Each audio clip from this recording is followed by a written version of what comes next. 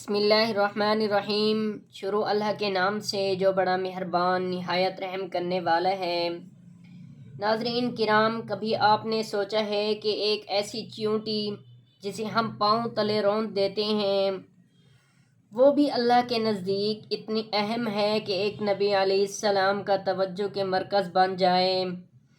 آج ہم اپنے آپ کو دیکھ لیں، انسان ہمارے نیچے ہو، کوئی چھوٹا سا انسان ہو، غریب ہو، تو ہم اس کو روند کر چلے جاتے ہیں، ایسا سناتے ہیں، وہ جینے کے قابل بھی اس کو نہیں چھوڑتے۔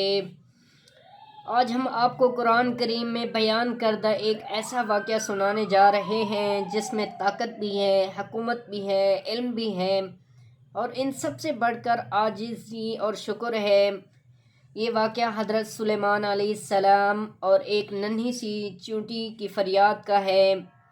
حضرت سلیمان علیہ السلام اللہ کے وہ نبی تھے جنہیں ایسی نعمتیں عطا ہوئیں جو کسی اور کو نہ ملیں۔ اللہ نے انہیں عظیم بادشاہت دی، انسانوں، جنات اور پرندوں پر حکومت تھی، ہوا کو ان کے حکم میں کر دیا، جانوروں کی زبان سمجھنے کا علم عطا فرمایا، لیکن ان سب کے باوجود حضرت سلیمان علیہ السلام کے دل میں تکبر نہیں بلکہ شکر اور عاجزی تھی۔ وہ ہر نعمت کو اللہ کی نعمت سمجھتے تھے۔ ایک دن حضرت سلیمان علیہ السلام اپنے عظیم لشکر کے ساتھ ایک سفر پر روانہ ہوئے۔ یہ لشکر کوئی عام لشکر نہیں تھا، اس میں انسان تھے، جنات تھے، پرندے قطاروں میں اڑ رہے تھے، ہر مخلوق نظم و ضبط کے ساتھ اپنی جگہ موجود تھی، زمین کانپ رہی تھی، فضا میں پرندوں کی پڑوں کی آواز تھی، اور ہر طرف اللہ کی قدرت کا مظاہرہ تھا۔ یہ لشکر چلتے چلتے ایک ایسی وادی کے قریب پہنچا جہاں بے شمار چیونٹیاں آباد تھیں، چھوٹی چھوٹی مخلوق، کمزور جسم لیکن منظم زندگی۔ اسی وادی میں ایک چیونٹی نے دور سے آتے ہوئے حضرت سلیمان علیہ السلام کے لشکر کو دیکھ لیا۔ وہ سمجھ گئی کہ اگر لشکر آگے بڑھا تو بے خبر چیونٹیاں پاؤں تلے کچلی جائیں گی۔ اس چیونٹی نے اونچی آواز میں اپنی قوم کو پکارا، اے چیونٹیوں، اپنے بلوں میں داخل ہو جاؤ، کہیں ایسا نہ ہو کہ سلیمان علیہ السلام اور ان کا لشکر تمہیں کچل دے اور انہیں خبر بھی نہ ہو۔ یہ الفاظ کمزوری کے نہیں تھے، یہ فہم، شعور اور ذمہ داری کے تھے۔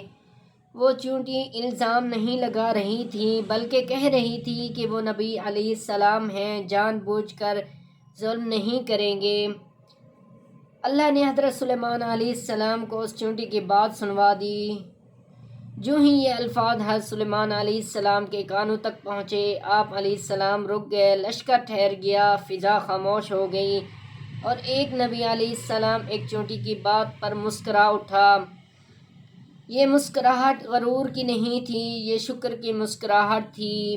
حضرت سلیمان علیہ السلام نے فوراً اللہ کے حضور دعا کی، اے میرے رب، مجھے توفیق دے کہ میں تیری ان نعمتوں کا شکر ادا کروں جو تو نے مجھے اور میرے والدین کو عطا فرمائی، اور مجھے ایسا عمل کرنے کی توفیق دی جس سے تو راضی ہو جائے۔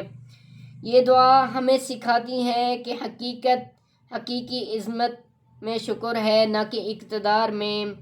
ناظرین ذرا غور کیجئے، ایک نبی علیہ السلام اتنی بڑی سلطنت کا مالک، لیکن ایک چیونٹی کی آواز سنتا ہے، اس کی فکر کو اہم سمجھتا ہے اور اللہ کے سامنے جھک جاتا ہے۔ یہی اسلام کی اصل روح ہے، طاقتور ہو کر بھی کمزور کا خیال رکھنا، یہی نبوت کا راستہ ہے۔ اس واقعے سے ہمیں معلوم ہوتا ہے کہ اللہ کی ہر مخلوق قابل احترام ہے، چھوٹا ہو یا بڑا، سب اللہ کے بندے ہیں۔ قیادت وہی ہے جو ظلم سے ڈرے، اصل بزرگ عاجزی میں ہے۔ ایک چیونٹی ہمیں زندگی کا ایسا سبق دے گئی جو بڑے بڑے فلسفے نہیں دے سکے۔ آج کے دور کے لیے ایک پیغام ہے، آج اگر حکمران حضرت سلیمان علیہ السلام کی عاجزی اپنا لیں تو طاقتور کمزور کا خیال رکھے، انسان یہ سمجھے کہ تو وہ جواب دہ ہے، تو ظلم ختم ہو جائے، معاشرہ سنور جائے اور اللہ کی رحمت نازل ہو۔ اختتامی کلمات ہیں ناظرین کرام، یہ واقعہ ہمیں یاد دلاتا ہے کہ اللہ کے نزدیک عظمت کا معیار طاقت نہیں بلکہ دل کا جھک جانا ہے۔ ایک چونٹی اور ایک نبی علیہ السلام، اور درمیان میں اللہ کی وہ تعلیم جو قیامت تک زندہ رہے گی۔ اللہ تعالیٰ سے دعا ہے اللہ پاک ہمیں اس پر عمل کرنے کی توفیق عطا فرمائے، اور ہمیں ہر کمزور کا خیال رکھنے کی توفیق عطا فرمائے۔ اللہ پاک اس پر ہمیں عمل کرنے کی توفیق عطا فرمائے۔ آمین ثم آمین۔ اللہ آپ کا حامی و ناصر ہو۔